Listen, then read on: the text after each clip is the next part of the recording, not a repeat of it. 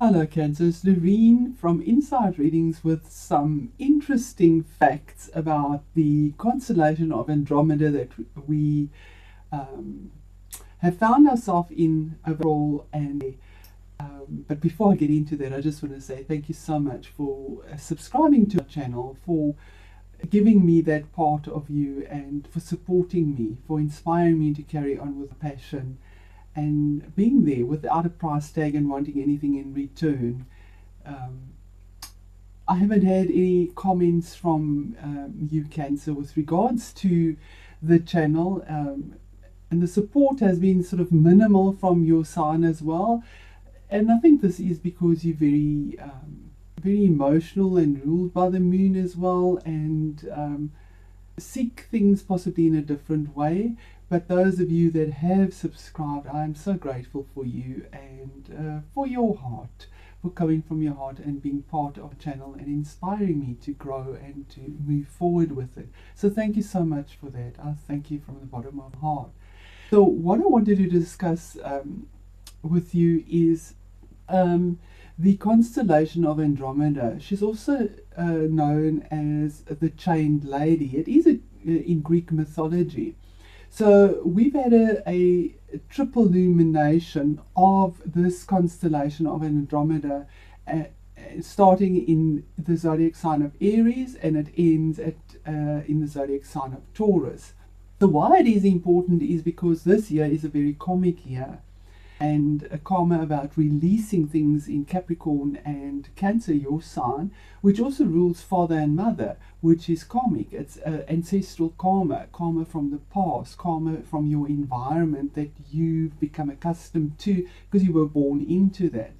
So Andromeda, the Chained Lady, the story about her is that she was an innocent soul, but she suffered because of the actions and behaviors of her parents, so ancestral. Her mother boasted about her beauty and said in the myth that her daughter was more beautiful than the nymphs, and the nymphs are beautiful creatures in Greek mythology, and this angered the god of the sea, Neptune, Poseidon, and in his anger he wanted to absolutely obliterate and destroy the kingdom of Andromeda's parents, because of the arrogance and their boastfulness. So Andromeda's father went to the oracle to go and ask or seek advice of how to appease the anger of Poseidon, Neptune. And the advice was to give a sacrifice, and the sacrifice would have to be the very thing that they were so boastful about, or that they were clinging to, or that they were attached to, and that was their daughter Andromeda. So to save his kingdom, or their kingdom, they had to sacrifice Andromeda and chained her to a rock to give her as a sacrifice to the sea dragon, sea serpent, as a sacrifice to appease this. So this is why we say the Chained Lady. She was chained there not out of actions she did. She was innocent. It was because of the behavior and the actions of her parents that she had to pay this price. And it is a bittersweet relationship story, because Andromeda is about relations and resolutions in relationship. Because here comes her free will in. She had to use her free will to set herself free from this ancestral history that was chaining her, holding her back. And Perseus offered Andromeda a way out. He said he would free her and save her from the chains that were holding her back. But there was a condition. The condition is your free will, whether she accepted or not. It's yes or no. And the condition was that she would marry him when he freed her. And she accepted. She accepted this opportunity to break free of the chains that held her back, of her own, not of her, even of her own doing. It's something from other people's actions, to live her life, to live a fulfilled life. And she honored her commitment. He broke the chains, he severed the last chains that bound her there, and he slayed this sea serpent. He cut off the head of the sea serpent, and they lived happily ever after. They had an abundant life. They had 6 children, so she lived a fulfilled abundant life because of her choices that she made of severing this karma that was holding her there. So that's the story of Andromeda, and that's the constellation that is been highlighted from when the sun moved into Aries through to now into Taurus. And it started with the first star. There are 3 stars in Andromeda. We have a star in her head, a star in her belly, and a star at her feet. And the star in the head in Aries is about how you think. And Aries is a sign of action, taking action. So that's how it started. And then as we move through the 2 zodiac signs, because it spans across these 2 zodiac signs, how we release. But the other side of this, the trine to this, is the South Node, where we had our eclipses started in. If you have a look at the YouTube videos for your sign, you will get a lot of information there that will feed into this as well as we go through this year of karmic cleansing and releasing. So it's in the tail of the dragon, Ketu, the mythical dragon, and the tail doesn't have a head, so it's headless. You might feel it's quite chaotic and you don't know which way to go. But it's the tail. The tail is the anus, the excretion, the letting go, the releasing, the shedding, where these the first eclipse happened with 2 very powerful planets, Saturn and Pluto, in the South Node of releasing. So I'm going to put out a little board and go into that and see how the stars are assisting us to do the changes that we need to do to release karmic, ancestral karma that has followed us through the generations of our family history. And this constellation will only be in this area possibly with the South Node and these planets in another 1,000 years. So this is your opportunity. This is how it's playing out for us. So let me go into it and let's see what comes out. Thank you, Cancer. Okay, so there we have it. And as we see this mythical dragon, Ketu, this is where the eclipse happened, in Ketu, the tail end, the South Node, the releasing end, the headless part. This is what, it's karma that has to be released in the tail. And it's karma like Andromeda with regards to relationships, because she rules relationships. And it's saying that in the same way, when we are born into families that carry karma that seems to be repetitive, and all families have repetitive karma throughout their ancestry. Example, addictions, bad habits, poverty patterns, anger issues, aggression, victimization issues. She was a victim. So it's victimhood, chains, suffering, being shackled, being held back for the mistakes of others or our environment, ancestry karma. So Andromeda indicates problems in relationships which then can be solved. I mean, family is a relationship as well. It's not just intimate relationships, but it can be solved. It can be dissolved. And so because of our environment that we're born into, what we see and experience and live, we perceive, and then we believe it in our mind and head. So in other words, the chains that tie us, block us, or stop us from believing that we can change our circumstances and not become victims of circumstances that we find ourselves in. We're blocked. So it happened in Aries. Aries is about setting yourself free. Aries is a sign of being the pioneer, taking action, going in head first, being courageous. It's all about new beginnings. Creative energy and passion to take action. Aries is the first sign. It's new, it's new beginnings. And it's ruled by Mars. Mars is taking the action. So overall, and the focus on this constellation of Andromeda that's lying here over these 2 signs is very karmic. To release ancestral karma with the help of the universe, in alignment with planets that are currently present to help. And the planets are Saturn, Pluto, and the South Node. So I'm going to move this little dragon there and put his tail there. We know it's the South Node. And in Capricorn, which is your 7th house, and your moon, your first house, there we go, so 7th house and first. Okay, so the South Node Ketu, as I say, is the dragon's tail. We release and let go of old structures, boundaries that cause restriction and pain. That would be from Saturn. And Pluto, the destroyer of the past, a complete transformation. That's what Pluto does. So, Saturn is about karma and about the past, because Saturn is Father Time. He is the timekeeper. He is the taskmaster. He rules over boundaries, stagnation, walls, rules, restrictions, chains, suffering, hard work to bring structure, tears and painful experiences. But Saturn, even though he's a taskmaster, and with him, what you sow is what you reap. It's very true. As the Bible says, what you sow, you reap. So if you put a lot of effort into something and really push yourself and work hard, your reward will be good as well, because he is fair in that sense. Then we have this other big planet of Pluto. Pluto is small but powerful. Pluto is complete transformation, total destruction of the old to rebuild something new. Pluto destroys the chains that hold us back.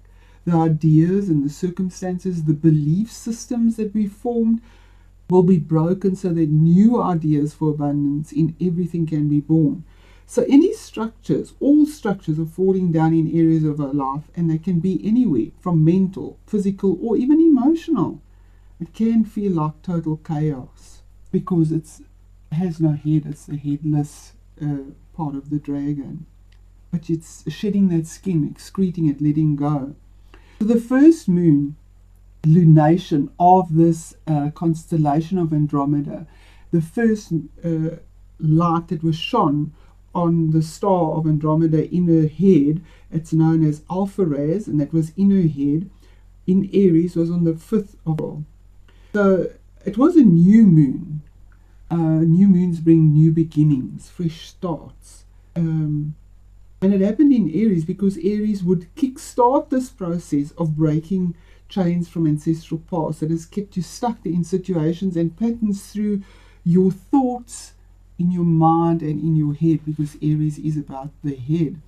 Then we got the second lunation, and this was a full moon. So we have the sun in Aries still, so Aries, okay, so you still got that kickstart, but the full moon, for the sun to shine its light, the full moon was opposite, directly opposite Aries. So the Aries sun on the moon to make a full moon is about letting go and releasing, was in Libra, and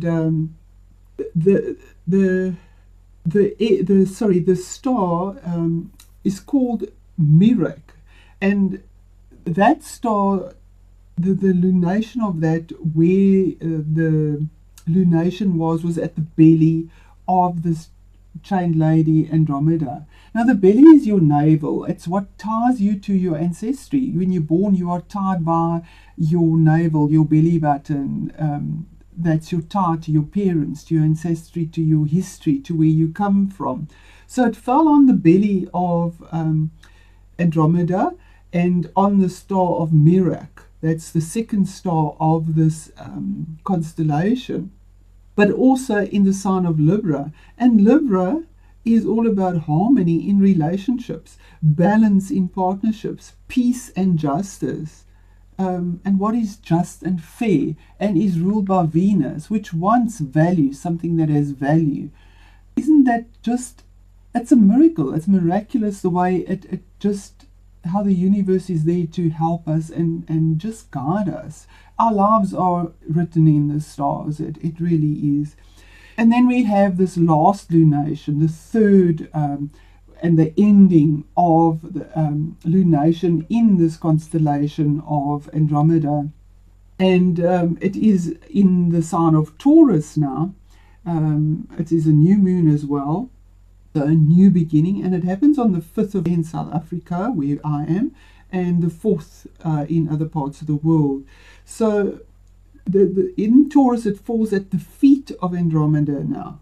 It's the last star in the feet of Andromeda, bringing in this new beginnings as the sun, which is in Taurus, and is your consciousness, and the moon, which is in Taurus, your subconscious, merge your beliefs and align both these perceptions, shifting your belief system to abundance and prosperity, whether it be in finance, health, or relationship, because Taurus is all about abundance, prosperity. And not just abundance in finance, it's in everything in your life. Because of Venus. Venus rules Taurus. So you have an opportunity now to change your perceptions and direction, breaking those last shackles at the feet that tie us to situations that we don't want to be in. And Taurus is about fruition. Aries is about action, courage. Taurus is fruition and manifestation, activating processes into a physical and material form. So we've had this full scanning, as it were, from head to toe of Andromeda about relationships, dealing with the past, letting go, head to toe of this past karmic tie that we have. And Taurus is ruled by Venus, and Venus and is all about traditions, self-worth, money, resources, wealth, value, and abundance. Harmony again comes into this. Solid structures of earthy, grounded material or physical value. So this moon is asking you to see your value in yourself, to attract abundance and value. You know, when you see value in yourself, that's your vibration you give out, and that's what comes to you. So it's asking you to walk away from the belief system created by family actions or behaviors that maybe you're not worthy to be blessed, or because of a hurt self-worth, beliefs possibly that you can't have money because your parents were not wealthy, or you can't have a good relationship because your parents got divorced, or maybe that you're not going to achieve anything in life, you're too fat, you're too thin, you're not good enough. It's all wrong beliefs that stem from a hurt self-worth. So Taurus is a sign of manifestation. Almach, the star in the feet of Andromeda, this last star in the feet of Andromeda, is the star known to bring reconciliation between lovers, marriage partners, friends, business partnership, because it carries the energy of Venus, the ruler of Taurus. And as Perseus broke those last chains on the feet of Andromeda, she was set free from her parents' actions to live an abundantly fulfilled life. So for us to make change, to take action, we have to suffer. And as these feelings intensify with the 3 lunations of the moon, you are pushed forward, the feet, to get to the point of saying enough is enough and break away from the chains that are binding you, that are blocking you. And in astrology, Pisces relates to the feet and is final liberation. So once again, the universe is asking you to break the shackles at your feet, to move forward in freedom, with the final breaking of the bonds that keep you from fulfilling your life path, and releasing of this karma that has kept you stuck. But it's also by your own free will. You need to put action in, which is Aries, to make the changes solid and real, which is Taurus. So for you, Cancer, the houses where your karma fall, you need to release in your 7th house. That's your releasing, that's your tail, to manifest in your 11th house.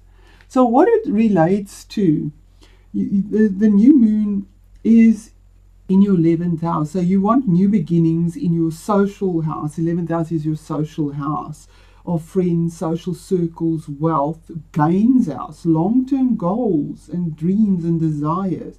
So if something is blocking you from receiving the gains or the recognition you deserve for the rewards of your work, or you don't get the financial reward or that increase in the salary, now's the chance, as the last chains on the feet of Andromeda are broken, to set you free to move forward.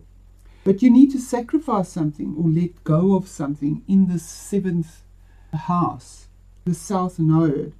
So you will need to let go of a relationship because the seventh house deals with relationships. It can possibly be a partner or relationship that you need to break free from, or maybe you're holding on to clients or business partners because you're afraid to let go. The irony is that you need to release these people, clients, relationships to bring in the new beginnings. You've got to allow it to die by cutting off that contract, agreement, partnership, relationship that holds you back.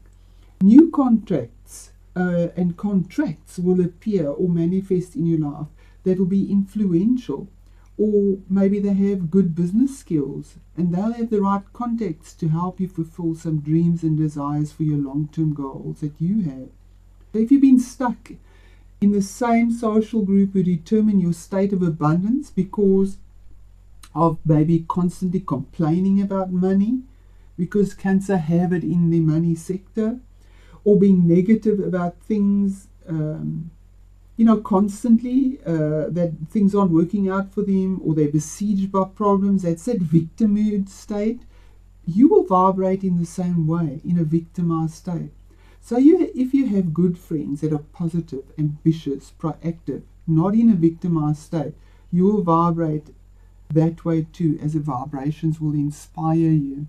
So there we have it, Cancer. For you to move forward, you need to let go of some relationship that is holding you bound, and it comes from ancestral past.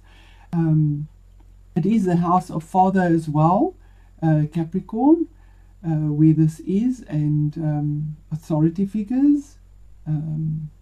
So there we go, Cancer. Let me know how that resonates for you, and thank you for subscribing to the channel, and I hope you enjoy this and find it as interesting and captivating as I do. Thank you so much.